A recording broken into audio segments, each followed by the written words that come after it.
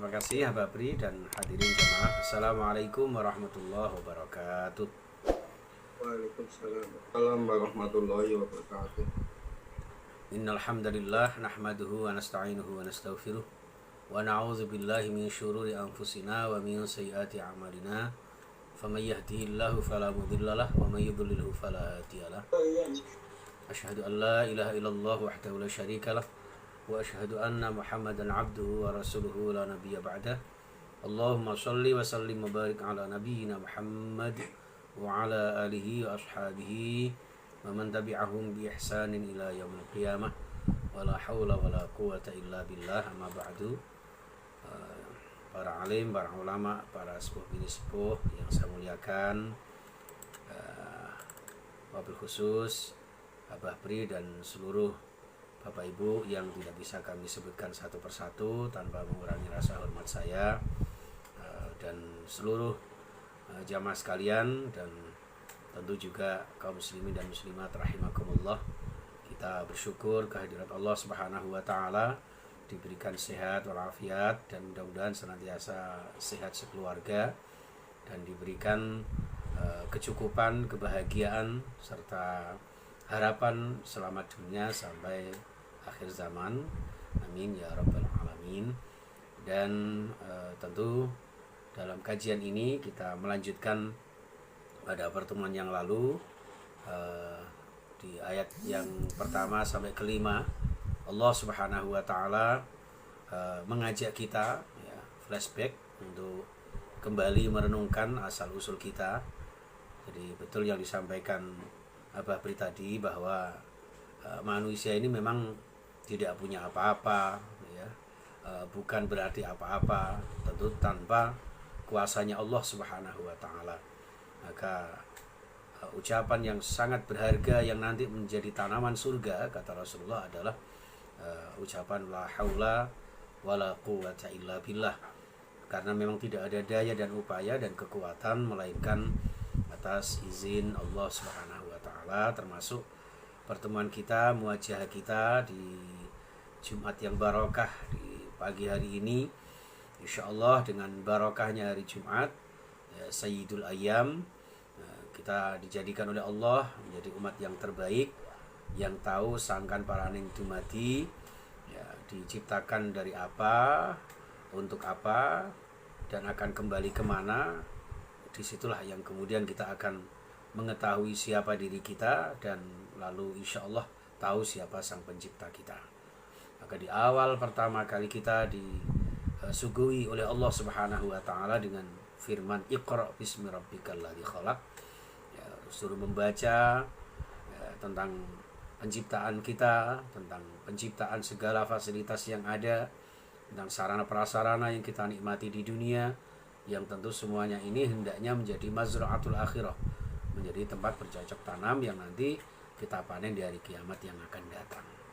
Ini jamaah sekalian rahimakumullah. Maka diciptakannya kita, ya, dengan segala fasilitas yang ada, toh pada akhirnya kita ingat bahwa asal usul kita dari sesuatu yang tidak ada nilainya, yang tidak berharga dibanding dengan benda-benda lainnya. Bukan dari emas, bahkan bukan dari besi sekalipun, ya. Ini jamaah sekalian.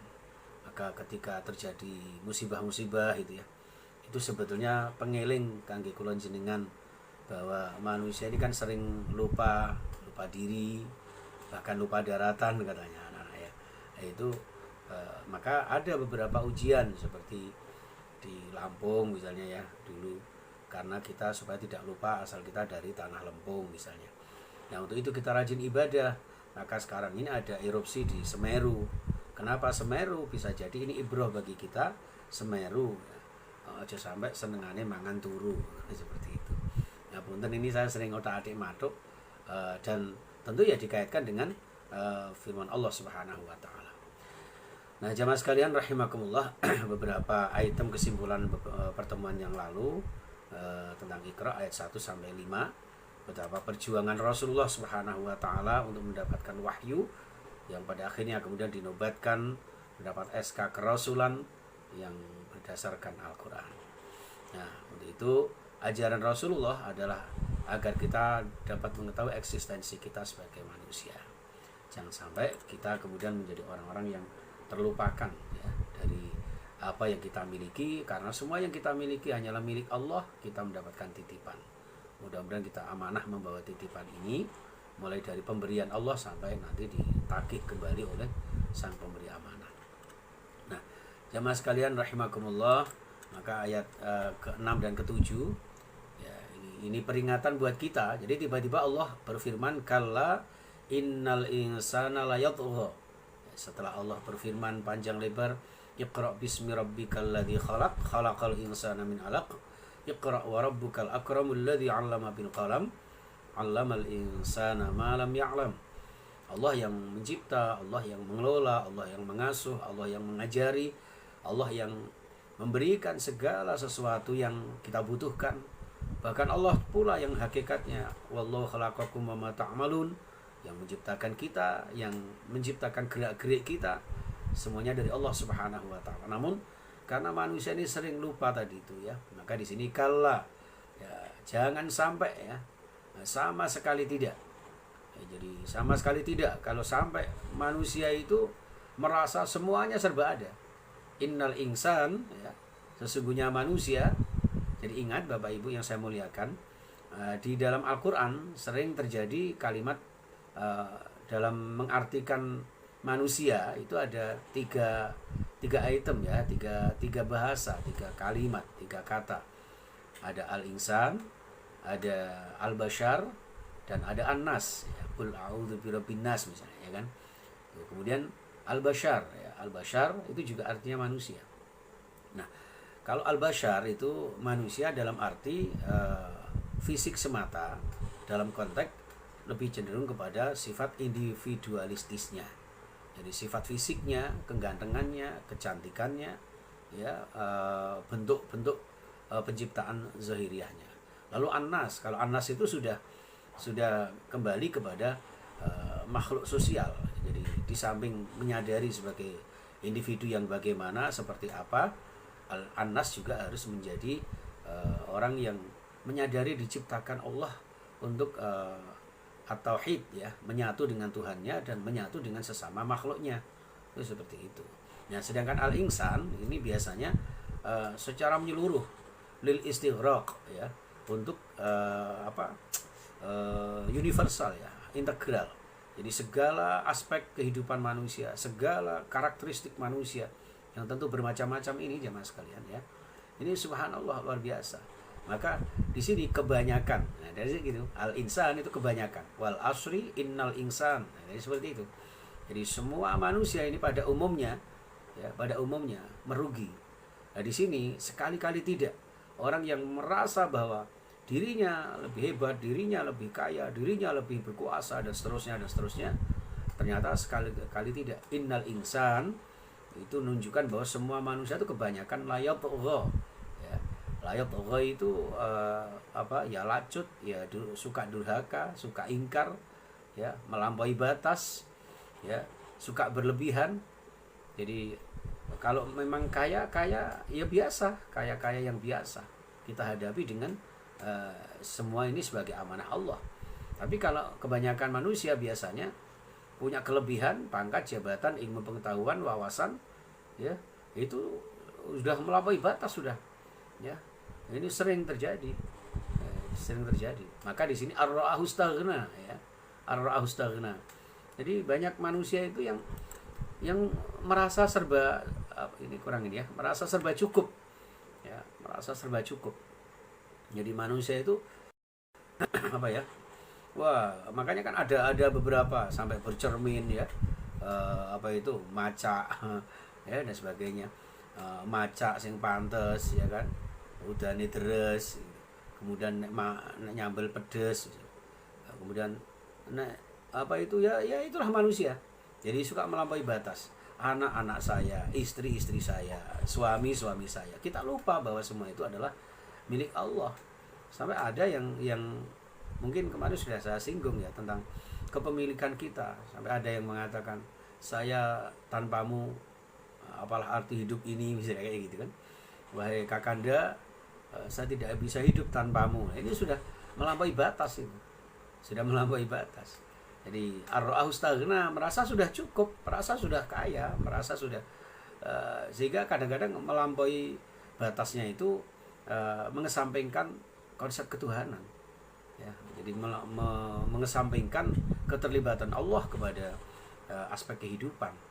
Ini jamaah sekalian rahimakumullah. Sehingga setelah Allah, makanya pertama kali Allah ajarkan itu ya dengan kolam, dengan mengetahui alladzi khalaq, ya kan? Bagaimana Allah ciptakan itu dari segumpal daging, segumpal darah yang sedemikian rupa itu, supaya benar-benar kita punya apa saja tidak melampaui batas. Ketika syukur ya syukur yang biasa ya.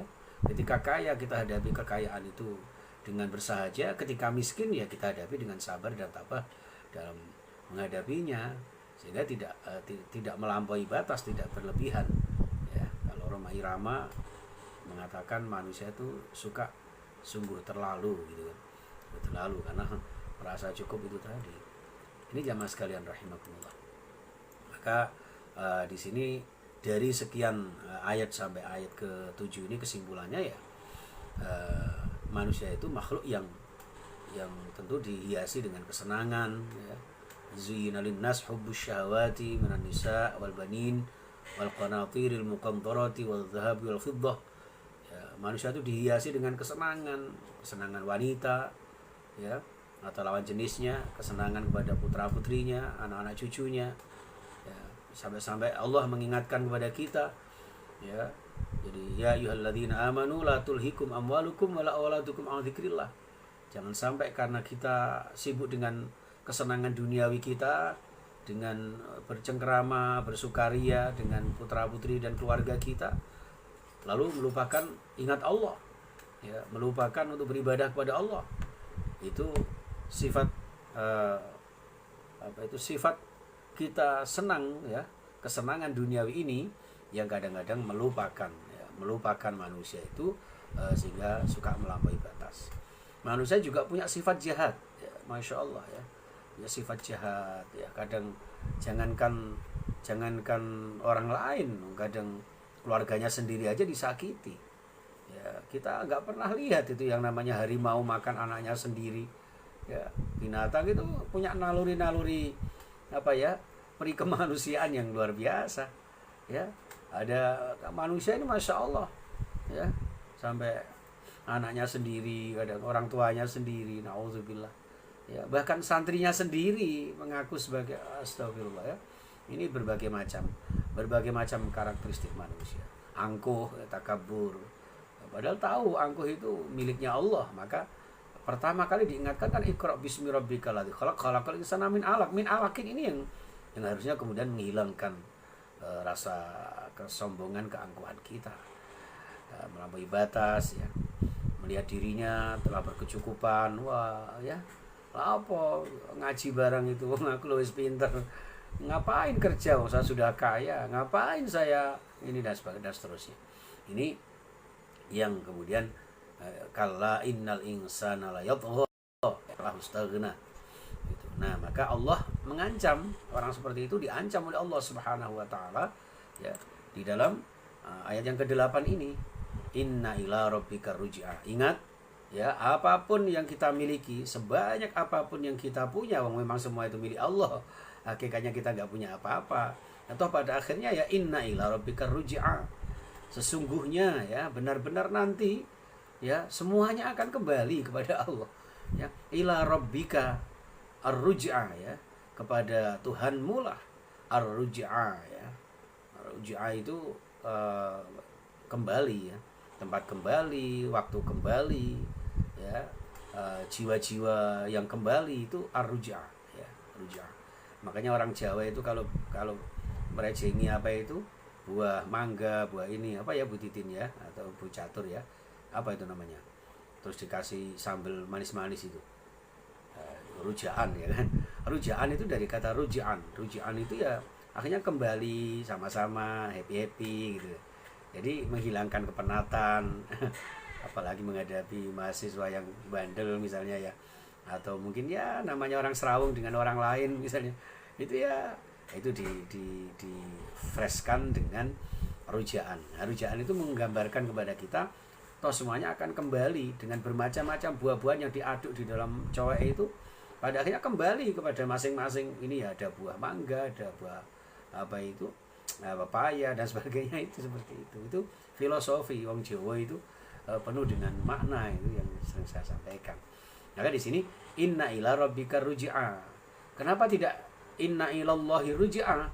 Kok inna ila rabbika? Karena di sini lebih mengedepankan kepada fungsi ya, atau eksistensi Allah yang tidak sekedar keagungannya, tapi juga peran Allah di dalam menciptakan. Ya, Rabbun itu menciptakan, mengasuh, mendidik, mengelola, membentuk sedemikian rupa. Nah, ketika dididik, dikelola, dibentuk sedemikian rupa, semuanya dengan segala fasilitas itu akhirnya akan kembali juga kepada Allah Subhanahu wa taala. Maka orang yang terkena musibah itu sebetulnya ya, asaba yusibu, itu sebenarnya diberikan sesuatu oleh Allah Subhanahu wa taala. Maka ketika orang itu sabar, wabasyiris sabirin, akan diberi kabar gembira oleh Allah. Siapa orang yang sabar yang mendapatkan kabar gembira itu, yang tidak dihadapi dengan panik, yang tidak stres ya. Itu ya ketika mengucapkan qalu inna lillahi wa inna ilaihi rajiun. Kita ini milik Allah, kita ciptaan Allah, kita dikelola Allah, di genggaman Allah, dan nanti pada akhirnya akan kembali kepada Allah Subhanahu wa taala. Ini jamaah sekalian rahimakumullah. Jadi yakni hanya kepada Allah lah kamu akan kembali dan berpulang, lalu mengadakan perhitungan. Nah, ini yang terpenting ya. Jadi pada puncaknya adalah ketika kembali kepada Allah, ini bukan kembali tangan kosong. Kembalinya adalah kemudian kita akan mempertanggungjawabkan segala amaliyah kita dengan petunjuk yang sudah diberikan Allah Subhanahu wa taala. Ini kemudian akan dimintai pertanggungjawabkan. Bahkan dalam refleksi akhir tahun, karena ini kebetulan kajian kita 2021 ya Bapak dan Bapak Ibu nggih. Nanti kita akan jumpa kembali tahun depan ini. Wah, lama sekali ini ya. Lama sekali. Nah, maka dalam refleksi akhir tahun ini selalu kita harus mengingat hadis sahih ya. Riwayat Bukhari Muslim itu menyampaikan la yazulu qadama 'abdin, ya, tidak akan pernah dua telapak kaki hamba Allah itu ya, manusia itu ya, al-sirat, untuk melewati jembatan Shiratal Mustaqim itu, hatta yus'ala an arba'in, sehingga ditanya 4 hal. Yang pertama, an umrihi fima afnah, umur kita ini loh kita gunakan untuk apa? Ketika kembali kepada Allah, berpulang kepada Allah ini, umur kita selama ini digunakan untuk apa saja? Saya misalnya sekarang 50 masuk 51, ya kan? Mungkin yang 20 tahun sudah melakrak, ada karu-karuan, tinggal 30 ke belakang ini nggak tahu nih ibadah kita diterima apa tidak. Na'udzubillah summa na'udzubillah. Ini jamaah sekalian, ditanya nanti itu. Yang kedua ya, wa an jismihi fima ablah, fisik kita ya, kita rusakkan untuk apa? Mulai dari kecil dibesarkan orang tua jadi orang yang gagah perkasa, cantik jelita ya. Ini kita gunakan untuk apa selama ini? Kita manfaatkan untuk apa? Kita berikan sehat ini, apakah ibadah kita lebih semangat atau justru jogetan kita yang semakin dahsyat? Nah, itu nanti dipertanggungjawabkan di hadapan Allah Subhanahu wa taala ketika kita sudah di hadapan Allah mengadakan suatu perhitungan itu. Kemudian yang ketiga, an ilmihi fima anfa'ahu. Ya, ilmu kita ini loh, ya. Kita amalkan untuk apa? Untuk kita amalkan untuk kehidupan kita yang lebih baik, atau untuk meminteri orang, atau bahkan untuk menyombongkan diri bahwa yang paling pintar saya dan sebagainya. Seperti itu. Atau bahkan ilmu yang kita lupakan untuk mengamalkannya. Maka Rasulullah bersabda kan, al ilmu bila amalin kan nahli bila asalin. Orang yang ilmunya tidak diamalkan ya seperti tawon. Tawon itu apa ya? Lebah ya. Lebah yang tidak bermadu. Kalau lebah tidak bermadu ya nggak bermanfaat. Sukanya cuma ngentupin orang saja, ya, menyakiti orang, kata-katanya suka menyinggung orang, kata-katanya suka membuat orang lain itu tidak nyaman. Ya. Masya Allah, itu ilmu yang kurang bermanfaat. Nanti tidak tanya oleh Allah, diadakan perhitungan di hadapan Allah. Dan yang terakhir, wa an malihi min ainak tasabahu wa fima anfaqahu. Jadi harta benda kita ini kita dapatkan dari apa, dengan cara bagaimana, halal apa haram, ya, dan seterusnya. Dan juga ditanya berikutnya, untuk apa harta yang sudah halal yang kamu dapatkan ini kamu gunakan untuk apa? Untuk yang baik apa yang buruk? Jadi harta benda ini nanti ditanya depan belakangnya. Dari mana, dengan cara apa, lalu kau gunakan untuk apa? Subhanallah. Ini jamaah sekalian. Jadi kadang manusia itu lupa di situ. Ar-ra'ahustaghna tadi itu merasa cukup, merasa kaya, merasa sudah nggak butuh lagi. Nanti tahu-tahu sudah tua, tahu-tahu sudah nggak bisa apa-apa. Ya, Masya Allah. Kadang saya sendiri menangis. Jadi dengan usia yang sekian ini kita belum bisa mempersembahkan apa-apa. Masih sedikit yang bisa kita lakukan. Amalia-amalia soleh kita di hadapan Tuhan nanti dipertanggungjawabkan. Dari kecil sampai kita tua, sampai kita sekarang ini berada diberikan usia oleh Allah. Itu jamaah sekalian rahimakumullah. Jadi inna ila rabbika ruj'ah, ya. Jadi hanya kepada Allah nanti kita akan dikembalikan dengan mempertanggungjawabkan apa-apa yang diberikan Allah kepada kita semuanya. Baik jamaah sekalian rahimakumullah. Nah, lalu dalam ayat ini Abdullah bin Mas'ud menyampaikan bahwa di dunia ini ada dua orang yang rakus, haus, ya, tidak merasa puas, tidak merasa kenyang, yaitu orang yang berilmu dan orang yang mencari harta. Ya. Ini sama-sama ambisi, ya, sama-sama ambisi. Jadi panjenengan mencari ilmu ini, kalau jenengan ya semakin banyak ngajinya, ya, jangan harap semakin puas. Semakin kita banyak ngaji tafsir saja, ya, nggak usah hadis, nggak usah kitab-kitab kuning yang lain. Saya mondok mulai saya sanawiyah sampai di IAIN S1 itu pun saya lalui di pondok. Ya, itu semakin kelihatan kebodohan saya. Ya, karena memang ya keterbatasan kita. Ilmu Allah itu subhanallah. Itu kerakusannya, ya, kerakusan manusia itu. Orang mencari harta juga begitu. Ya, sampai dalam satu hadis disebutkan andaikan manusia itu di genggamannya ada satu gunung itu minta emas, itu minta gunung lagi. Ya, sudah dapat dua, mau punya tiga dan sebagainya itu manusia, ya, kerakusannya seperti itu. Namun dalam menyikapinya tentu tidak sama. Kalau orang berilmu ya bertambah ridhonya Allah Subhanahu wa taala. Ya, tenggelam dalam keridhaan Allah. Sebaliknya kalau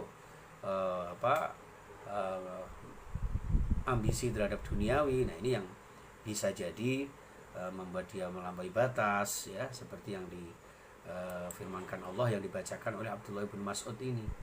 Ya, Abdullah Mas'ud ini memberikan wejangan kepada sahabat-sahabat beliau, ya, kala innal insana la yatgha. Jadi lacut ini melampaui batas. Kalau ambisi kita dengan ilmu, ya, nah itu bagus, itu ilmu yang nanti akan mendapat ridha Allah Subhanahu wa taala. Maka di dalam hal ini orang yang berilmu ini, Abdullah bin Mas'ud juga membacakan sebuah ayat di surah Al-Fatir, ya, ayat 28. A'udzubillahi minasyaitonirrajim. Innama yakhsyallaha min ibadihil ulama. Jadi bedanya kalau orang yang ambisi duniawi, kalau tidak hati-hati bisa semakin menjauhkan diri dari Allah Subhanahu wa taala. Tapi kalau orang yang berilmu, ya, orang yang mencari ilmu, ketika sudah kemudian menjadi ulama, maka innama yakhsyallaha min ibadihil ulama, akan semakin takut kepada Allah, semakin dekat dengan Allah, semakin takwa kepada Allah. Ya, seperti itu. Karena Allah menegaskan yang paling takut kepada Allah di antara hamba-hambanya adalah para ulama, orang-orang yang berilmu, cendekiawan. Maka sahabat Umar juga menyampaikan, man izdada ilman walam yazdad hudan falam yazdad minallahi illa bu'dan. Jadi orang yang berilmu itu ya secara otomatis harusnya semakin takut dengan Allah, semakin dekat dengan Allah, semakin erat dengan hidayah Allah. Di situ. Tapi barangkali orang yang mencari ilmu hanya semata-mata untuk duniawi, ya, maka tidak semakin tambah kecuali jauh dari Allah Subhanahu wa taala. Maka selalu kita tanamkan kepada anak-anak kita, kepada putra-putri kita bahwa mencari ilmu itu ya untuk mencari ridho Allah, mencari keridhaan. Nanti masalah kerja apa, gajinya berapa, mau di mana, itu sudah urusannya Allah. Jadi udahlah, tugas kita beribadah, tugas kita takwa Allah, ya, dengan ilmu yang kita dapatkan, dengan ilmu yang kita kaji, menambah wawasan, ya, nanti biar Allah sendiri yang mengatur kita. Jadi kalau di dalam hikam itu disebutkan kita sebagai hamba ini ibarat seorang majikan dengan seorang asisten rumah tangga. Asisten itu udahlah, pokoknya tugasmu apa yang kamu kerjakan, kamu nggak usah mikir gajimu nanti dari mana. Pak, sama kok gaji saya ini sekian, ini dari mana, bagaimana? Nggak usah nanti biar itu urusannya sang majikan. Apalagi Allah Subhanahu wa taala. Inilah jamaah sekalian rahimakumullah yang patut kita syukuri bersama, ya, bahwa kita alhamdulillah dalam lingkup orang-orang soleh ke atas panjenengan semuanya, orang-orang yang berilmu, orang-orang yang mengamalkan ilmu, dan insya Allah mudah-mudahan saya juga bisa kecipratan barokah dari panjenengan semuanya. Nah, ini yang disebutkan dalam hadis itu, ya, manhumani la yashbi'ani talibu ilmin wa talibu dunya.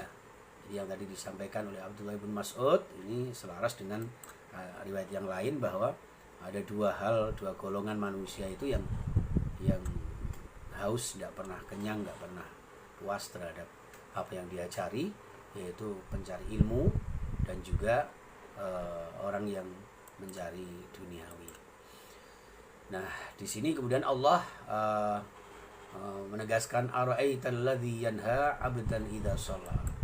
Ini bagaimana pendapatmu tentang orang yang melarang seorang hamba ketika dia mengerjakan salat, abdan idza shalla. Ara'aital ladzi, pendapatmu bagaimana ketika alladzi yanha, ada orang yang mencegah, ya, melarang abdan terhadap seorang hamba idza shalla, ketika dia mengerjakan salat, beribadah kepada Allah Subhanahu wa taala. Ayat ini jamaah sekalian, asbabun nuzulnya adalah ketika Rasulullah mendapat ancaman dari Abu Jahal, ya. Abu Jahal mengancam Rasulullah, awas nanti kalau Rasulullah beribadah di Baitullah, di Ka'bah, di Masjidil Haram, ya, maka akan diancam atau dibunuh atau diinjak-injak atau apa, ya, gitu. Dan Allah dengan sikap Abu Jahal seperti itu, Allah berusaha untuk menasihatinya secara baik-baik, ya, secara baik-baik, secara bijak, diajak berpikir, bagaimana ara'aita in kana 'alal huda aw amara bittaqwa. Loh, ya apa sih kamu ini? Ara'aita, bagaimana pendapatmu Abu Jahal? In kana 'alal huda. Ya, bagaimana pendapatmu? Ya apa sikapmu orang berada di hidayah Allah kok? In kana, apabila orang itu berada 'alal huda, di atas hidayah Allah, orang yang sudah berada di jalan yang lurus atas petunjuk Allah, au amara bittaqwa, atau bahkan dia menyuruh kita untuk bertakwa, berdakwah kepada umatnya untuk bertakwa kepada Allah Subhanahu wa taala. Loh, kok bisa kamu ancam itu loh? Itu diajak berpikir, gitu kan. Jadi kita tidak jadi Allah itu step by step, ya, dengan manhaj dakwah syariah itu dalam Islam itu, ya, tidak ujuk-ujuk mengancam, ya, tiba-tiba kamu kafir, kamu ini, dan tidak, diajak berpikir dulu. Nah, nanti kalau kamu ini, masa kamu nggak bisa ini, dan itu diajak berpikir dulu. Jadi Abu Jahal ini diajak berpikir, bagaimana kamu mengancam seorang Muhammad yang berada di jalan yang lurus dengan hidayah Allah, bahkan beliau ini yang memerintahkan, menyuruh manusia untuk bertakwa kepada Allah. Innama ana basyarum mislukum yuha ilayya, yang diberikan wahyu oleh Allah untuk didakwahkan kepada umatnya. Loh, kok bisa kamu ancam? Itu gimana? Gitu. Cara kamu berpikir bagaimana itu Abu Jahal? Itu seperti itu jamaah sekalian. Nah, maka bagaimana menurut pendapatmu ini? Diajak berpendapat, diajak berpikir, ya, supaya tidak melakukan ancaman-ancaman kepada Rasulullah Shallallahu Alaihi Wasallam. Jadi kamu ini gimana, orang baik-baik kamu hardik, ya kan? Nah, ini juga hati-hati sekali, apalagi orang yang menyakiti itu Rasulullah, ya, zuriyah Rasulullah, keturunan Rasulullah, para pewaris Rasulullah, ya, pewaris Rasulullah, al-ulama warasatul anbiya. Hati-hati sekali, ya. Allah akan memurkai man akramal ulama faqad akramallah wa man ahanahum ahanallah. Barang siapa yang memuliakan ulama sebagai pewaris para nabi, ya, maka dia akan dimuliakan Allah. Sebaliknya orang yang menghinakan para ulama, ya, orang yang benar-benar ulama loh, ya, orang-orang yang betul-betul berada di hidayah Allah, menyuruh manusia dalam kebaikan, dalam beramar ma'ruf nahi mungkar, ya, itu mendapat ancaman Allah. Orang yang tidak memuliakan akan diancam, dihinakan oleh Allah Subhanahu wa taala. Dan itu karakternya Abu Jahal seperti itu. Nah, ini juga kembali kepada kita juga, ketika kita sebagai pendakwah, ya, sebagai mubaligh, seperti panjenengan ini kan termasuk mubaligh ini, ya. Nah, ya ketika kemudian ada hambatan, ada rintangan, ya kita hadapi dengan biasa saja, tidak perlu berlebihan kemudian kita lari dari dari amanah kita untuk berdakwah, tidak, karena semua sudah pernah terjadi dan dialami oleh Rasulullah. Bahkan seorang nabi yang paling mulia, penerima wahyu pertama, ya kita sebagai umatnya yang bukan siapa-siapa, tidak punya apa-apa, ya. Jadi ya wajar kalau kemudian ada yang menghinakan kita. Kalau kemudian kita jadi ulama, jadi mubaligh, jadi dai, jadi guru, jadi dosen, ya ketika kemudian ada yang mencemooh, ada yang menghina, udah kita istiqomah aja di jalan Allah Subhanahu wa taala. La yakhafuna laumata laim, tidak perlu risau, tidak perlu takut, khawatir dengan orang-orang yang ingin menyakiti kita, karena Allah yang akan menjaga kita. Inna surullah yang surkum, ya. Ini. Nah, di sisi lain Allah juga mengajak berpikir kepada Abu Jahal, ara'aita in kadzdzaba wa tawalla. Bagaimana pendapatmu jika orang yang melarang itu mendustakan dan berpaling? Justru orang kafir itu kan berpaling, mendustakan, ya kan? Loh, justru malah yang kamu hadir malah orang yang mendapat hidayah Allah, orang yang mengajak kepada kebaikan, ketakwaan. Kamu ini gimana Abu Jahal? Gitu kan? Alam ya'lam bi annallaha yara. Bukankah dia itu tahu bahwa Allah itu mengetahui, ya, apa yang dia lakukan kepada hamba-hambanya yang soleh itu? Tidakkah dia mengetahui bahwa sesungguhnya Allah melihat segala perbuatannya? Ya, Abu Jahal, ya, apa yang kamu lakukan kepada Muhammad, ya, itu bagaimana kamu menghadik Muhammad, bagaimana kamu ingin mengancam Muhammad, ya, itu Allah Maha tahu itu seperti itu. Nah, dengan diajak berpikir seperti ini jamaah sekalian, ya, masya Allah, ya, jadi mendengar pembicaraannya, melihat perbuatannya, dan semuanya akan dibalas oleh Allah Subhanahu wa taala. Itu disampaikan kepada Abu Jahal, ya. Jadi dan ayat ini ketika Rasulullah mendapat ancaman itu, ya Allah memberikan satu kekuatan batin. Jadi maka surah Al-Alaq ini juga pilihan tepat dari panjenengan tema ini, karena mudah-mudahan bisa menjadi penguat penguat jiwa kita untuk tetap istiqomah di jalan Allah, istiqomah di dalam dakwah ilallah. Itu juga menunjukkan Al-Alaq ini membawa jati diri kita.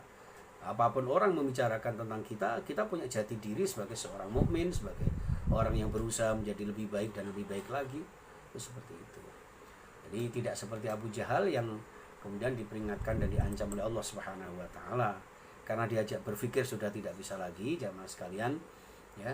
Masya Allah, akhirnya kalla la illam yantahi lanasfa'am bin nasiyah, ya. Kalla, ya. Jadi ketahuilah, sungguh, ya, la illam, lamnya ini lam qasam, la illam yantahi, kalau sampai Abu Jahal tidak berhenti dari mengancam Rasulullah, artinya kalau manusia sudah diingatkan oleh Allah, ya, diperingatkan, dikasih rambu-rambu, itu sama dalam kehidupan kita ini, ya, maka niscaya kami akan tarik ubun-ubunnya, ya. Ini sudah ancaman yang dahsyat ini. Jadi kalau sudah tidak lagi diingatkan secara halus, ya, tetap mengadakan permusuhan dengan Rasulullah, tetap ingkar kepada dakwah Rasulullah, ya Allah akan benar-benar mengambil tindakan, ya, tindakan anasfa'am bin nasiyah. Ya sama halnya ketika hidup di dunia ini. Jadi kalau Allah memberikan ujian, ya ini, maka kalau ada musibah itu kan, ya belum tentu jadi ujian, bisa jadi ini sebuah azab. Ya, bagi orang-orang kafir yang ingkar, ya tentu jadi azab.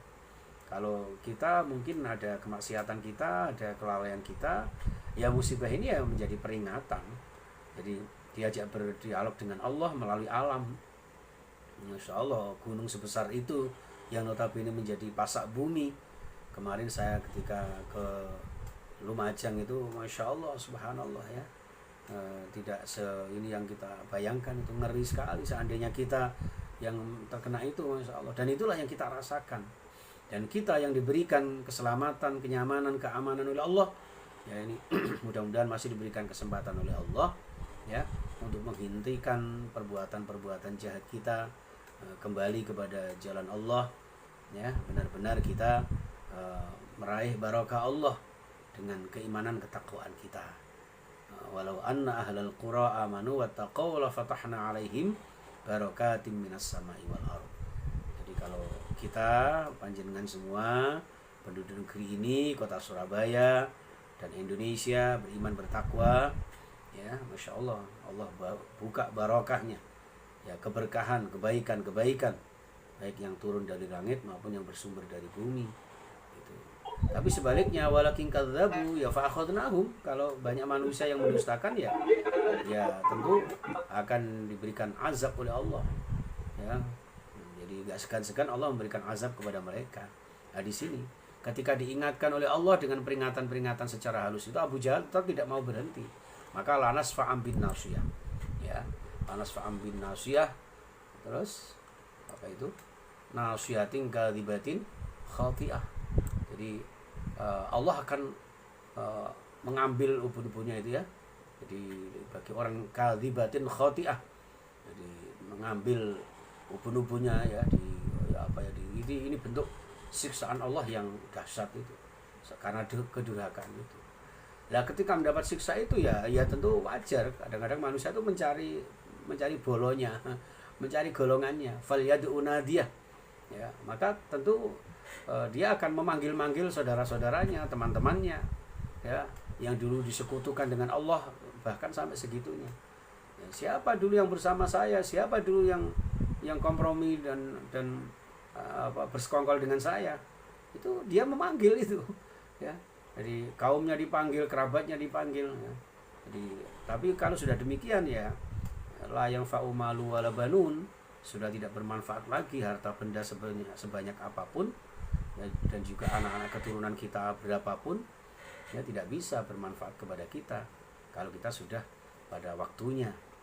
Illa man atallaha biqalbin salim, kecuali orang-orang yang datang kepada Allah dengan hati yang selamat. Itu. Ini nah kalau sudah ingkar berlebihan, dinasihati sudah nggak bisa lagi ya, keras kepala, keras hati ya, silakan panggil teman-temanmu yang sesama mungkar, sesama durhaka itu ya, untuk menghempaskan azab Allah itu tidak bisa. Sanad uzzabaniyah ya. Jadi seakan-akan Allah akan tandingan ya, ayo siapa di antara kamu apa saya yang lebih sakti ya, kayak katakan begitu. Panggilin ayo teman-temanmu, bolo-bolomu semuanya, orang-orang yang kamu hebatkan, yang kamu agung-agungkan ketika di dunia ya, Abu Lahab dan sebagainya, ayo silahkan ya. Kami kata Allah sanad uzzabaniyah akan memanggil malaikat saya yang namanya malaikat zabaniyah ya, malaikat sang pencabut nyawa. Jadi malaikat pencabut nyawa yang bertugas memberi siksa itu malaikat zabaniyah, hamilul azab ya, hamilul azab fil akhirah, itu malaikat zabaniyah. Dan itu bisa jadi muncul ketika kita mendapatkan kiamat sughra, yaitu berupa kematian kita. Maka dari itu hati-hati sekali jamaah sekalian ya. Jadi dengan begitu baru tahu dia, baru sadar bahwa sehebat-hebatnya Abu Jahal yang merasa hebat daripada Muhammad sehingga menghardik, mencerca, memusuhi, mengancam Muhammad, ternyata tidak ada apa-apanya sedikit apapun dengan Allah Subhanahu wa taala, karena Allah memanggil malaikatnya untuk memberikan azab, memberikan siksa kepada orang yang ingkar kepadanya. Nauzubillah summa nauzubillah ya. Mudah-mudahan kita termasuk orang-orang yang diselamatkan Allah dari azabnya, diselamatkan Allah dari musibahnya di dunia ini, dan diselamatkan Allah sekeluarga kita, sehingga hidup kita di dunia sudahlah yang penting secukupnya ya, tidak perlu berlebihan, secukupnya. Pada akhirnya nanti kita diberikan kebaikan-kebaikan Allah ketika kembali kepadanya dalam mempertanggungjawabkan membuat perhitungan-perhitungan dengan Allah Subhanahu wa taala. Nah, jemaah sekalian rahimakumullah, terkait dengan ini ya, dalam hadis riwayat Imam Bukhari, haddatsana Yahya, Imam Bukhari mendapat cerita dari Yahya mendapat cerita dari Abdul Razak, haddatsana Abdul Razak, an Ma'mar, Abdul Razak dari sahabat Ma'mar dari Abdul Karim, ya, dan Abdul Karim dari Ikrimah dari Ali bin Abbas, ya, dari Abdullah bin Abbas. Qala, mengatakan, ya, jadi riwayat hadis ini qala, berkata sapa Abu Jahal, la in ra'aitu Muhammadan yusolli indal Ka'bah, seandainya, ya, awas nanti kalau saya melihat Muhammad sholat di sisi Ka'bah, la atau anna ala unukihi, masya Allah, ya, saya akan menginjak-injak lehernya, ya, tak untir gulunya, gitu, ya. Nah, fabalaghan nabiyya sallallahu alaihi wasallam, ternyata berita ini sampai kepada Rasulullah. Faqal, maka Rasulullah bersabda, la in fa'alahu la akhadatul malaikah. Oke, silahkan, ya, Abu Jahal mengancam saya seperti itu, ya, gitu. Jadi, tapi kalau benar-benar dia melakukan itu, maka terlebih dahulu akan dipegang oleh malaikat, ya, akan diambil oleh malaikat, akan dihukum, diazab, ya, atas perintah Allah Subhanahu wa taala. Ini jamaah sekalian rahimakumullah. Nah, maka Abu Hurairah melanjutkan bahwa Rasulullah kemudian bersabda, laudana minni la ahtafathul malaikah udwan, ya. Seandainya benar-benar Abu Jahal mendekat kepadaku, niscaya malaikat yang akan mencabik-cabik anggota tubuhnya, ya, satu demi satu, ya, dimutilasi sama malaikat Zabaniyah itu tadi. Ini jamaah sekalian rahimakumullah, ini bentuk penjagaan Allah kepada Nabi Muhammad. Makanya Nabi Muhammad itu satu-satunya nabi yang dari awal ketika di Gua Hira itu kan, si Khadijah, ya, Khadijah kan lapor kepada pamannya kan, yang tokoh orang Nasrani Ahlul Kitab itu, ya, sampaikan bahwa wah, kok bisa ya ada seorang nabi yang mendapat wahyu tapi diselamatkan oleh Allah. Ini baru kali ini dibaca kitabnya di Taurat, di Injil, ternyata memang nanti ada seorang nabi yang ketika diangkat menjadi rasul tidak akan ada hambatan apa-apa, berbeda dengan nabi-nabi terdahulu, ya, selalu mendapat satu rintangan yang luar biasa, bahkan tidak segan-segan ancam dibunuh. Karena Nabi Isa sendiri kan diangkat itu, ya, diangkat oleh Allah Subhanahu wa taala untuk menyelamatkan ancaman dibunuh oleh kaumnya itu. Ini sampai seperti itu. Sedangkan Rasulullah SAW, ya, ketika mendapatkan wahyu, ya, itu disinilah konsep penjagaan Allah Subhanahu wa taala kepada Rasulullah Muhammad sallallahu alaihi wasallam. Ya, mas sekalian rahimakumullah, kalla la tuti'hu wasjud waqtarib. Nah, untuk itu wahai Nabi Muhammad, ya, yang sudah diselamatkan oleh Allah, dijaga oleh Allah dari kejahatan Abu Jahal laknatullah, dan bersama para bolo-bolonya itu, ya, kroni-kroninya Abu Jahal itu, ya. Jadi sekali-kali jangan wahai Muhammad, la tuti'hu, jangan kamu mengikutinya, jangan sampai kamu menuruti apa yang dia ancamkan, kemudian kamu berhenti dari beribadah, ya. Tetap bersujudlah kepada Allah, tetap mendekatlah kepada Allah Subhanahu wa taala. Ini juga gambaran kepada kita jamaah sekalian, bahwa kita seberat apapun rintangan kita, seberat apapun cobaan kita, tetaplah kita taat kepada Allah Subhanahu wa taala. Di akhir tahiyat kita nih Bapak Ibu, kita sering menyampaikan sabit qalbi ala dinik, tetapkanlah hati kami ya Allah di dalam agamamu.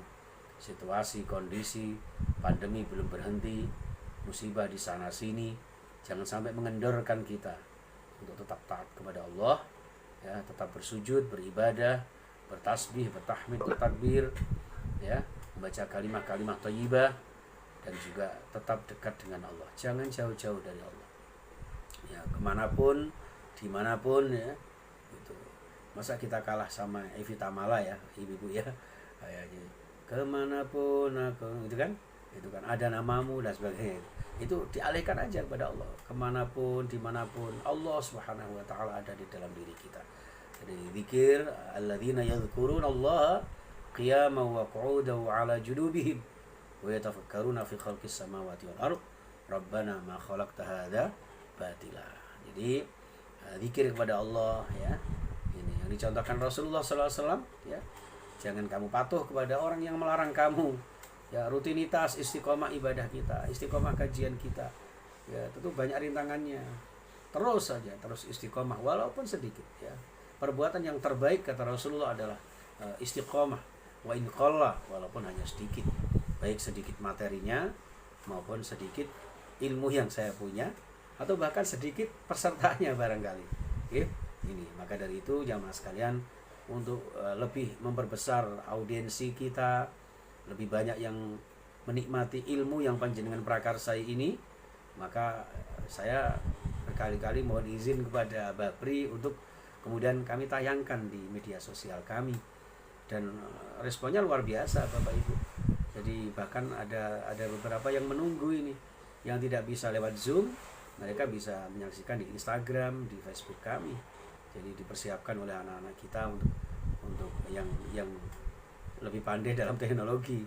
Saya tidak tahu apa-apa ini, anak-anak ini yang menyeting segalanya. Ini jamaah sekalian, artinya kita tetap istiqomah di jalan Allah Subhanahu wa taala, tetap taqarrub ilallah, dan mohon petunjuk kepada Allah Subhanahu wa taala. Terutama di dalam sujud kita, ya, Masya Allah, di dalam hadis riwayat Muslim bin Sahih, aqrabu ma yakunul abdu min rabbih wa huwa sajidun fa aksirud du'a. Terutama sering-sering bersujud ketika ada masalah, ketika ada problematika dan musibah, ya, sering-seringlah bersujud kepada Allah Subhanahu wa taala. Aqrabu ma yakunul abdu, sesuatu yang paling dekat, sedekat-dekatnya sesuatu, yakunul abdu, seorang hamba, min rabbih, dengan Tuhannya, wa huwa sajidun, yaitu ketika dia dalam keadaan bersujud. Jadi ketika panjenengan sholat bersujud, ya, itu semakin lama semakin erat dengan Allah, semakin khusyuk dalam sujud kita, semakin bagus sujud panjenengan, ya, maka panjenengan sudah semakin dekat dengan Allah Subhanahu wa taala. Karena kedekatan kita dalam bersujud, maka jangan sia-siakan fa'aksirud du'a, maka perbanyaklah doa di dalam sujud, ya. Jadi dalam sujud jangan buru-buru diangkat kepalanya. Bahkan ada seorang malaikat itu, ya, ada malaikat itu yang bersujud terus mendoakan umatnya Rasulullah. Dalam satu hadis disebutkan, dia tidak akan mengangkat bangun dari sujudnya sebelum Allah mengampuni hamba-hambanya yang beriman dan berilmu, ya, dan memberikan rahmat kepada mereka. Kemudian Allah menjawab, saya akan memberikan rahmat, memberikan ampunan kepada orang yang berilmu, orang yang taat kepadaku dan beriman kepadaku. Lalu malaikat itu bersyukur dan kemudian bertasbih di hadapan Allah Subhanahu wa taala.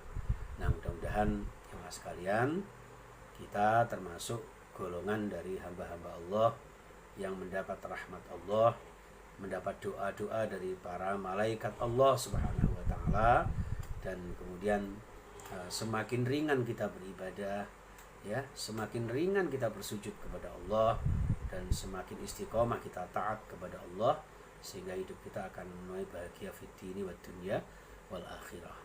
Nah, sekedar tambahan Bapak Ibu, ketika membaca wasjud waqtarib, ini termasuk ayat sajdah. Ayat sajdah adalah ayat di mana kita setelah membaca dianjurkan sujud tilawah. Meskipun di dalam sholat, ya, meskipun di dalam sholat, ya, sebaiknya tetap melakukan sujud tilawah. Namun kalau jenengan kebetulan menjadi imam, ini, ya, hati-hati sekali, nanti makmumnya bisa bingung kabeh ini. Loh, habis wasjud waqtarib kok tiba-tiba sujud. Nanti kalau tidak tahu tiba-tiba malah makmumnya subhanallah, disangkano imamnya salah, ya. Padahal itu sujud tilawah.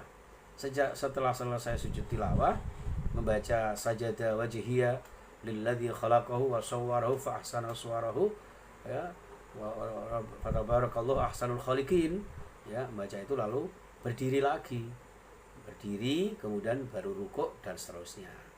Itu caranya. Nah, kalau memang tidak sempat sujud tilawah, mungkin karena ketika sholat nanti bisa membuat heboh jamaahnya, atau mungkin kita sedang sibuk di kantor misalnya, membaca sholat ini, kemudian ketika sujud nanti kening kita menempel di lantai ya malah kotor misalnya gitu. Nah, monggo diganti dengan tasbih subhanallah walhamdulillah wala ilaha illallah wallahu akbar sebanyak 3 kali, lalu ditutup dengan la haula wala quwata illa billah. Itu seperti itu. Oke. Baik, jamaah sekalian rahimakumullah, ini alhamdulillah sampai di ayat 19 ya. Mudah-mudahan bermanfaat dan disertai dengan barokah dari Allah Subhanahu wa taala, dibarengi dengan hidayahnya. Amin ya rabbal alamin. Saya kira itu Abah Pri dan Bapak Ibu sekalian yang saya muliakan.